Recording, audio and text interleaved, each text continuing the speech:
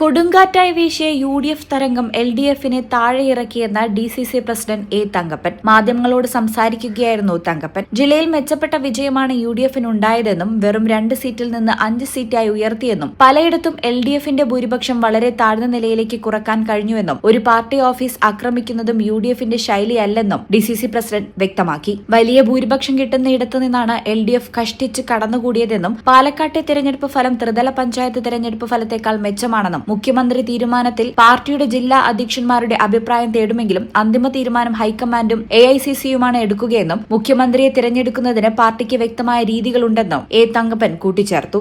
അത് മാത്രമല്ല, മറ്റു മണ്ഡലങ്ങളിൽ ഗണ്യമായിട്ടുള്ള വോട്ട് നിങ്ങൾ നോക്കിയാൽ 35,000 വോട്ട് ഉണ്ടായിരുന്ന കഴിഞ്ഞ പ്രാവശ്യം LDF ജയിച്ചിട്ടുള്ള ആലത്തൂർ പോയി 8,000 ചുരുങ്ങി. നെന്മാറ 28,000 വോട്ടുള്ള 3,000 ചുരുങ്ങി. അതുപോലെ തന്നെ എല്ലാ മണ്ഡലങ്ങളിലും വേണ്ടി നോക്കിയാൽ വളരെ ഗണ്യമായിട്ട് LDFന്റെ വോട്ട് കമ്മിയാക്കാൻ കഴിഞ്ഞു. മെച്ചപ്പെട്ട വിജയം ഉണ്ടാക്കാൻ കഴിഞ്ഞു. കേരളത്തിൽ ഒന്നിച്ച് ഞാൻ നേരത്തെ പറഞ്ഞിട്ടുണ്ട്, കൊടുങ്കാറ്റ് പോലെ LDFനെ താഴെ ഇറക്കാൻ കഴിഞ്ഞു.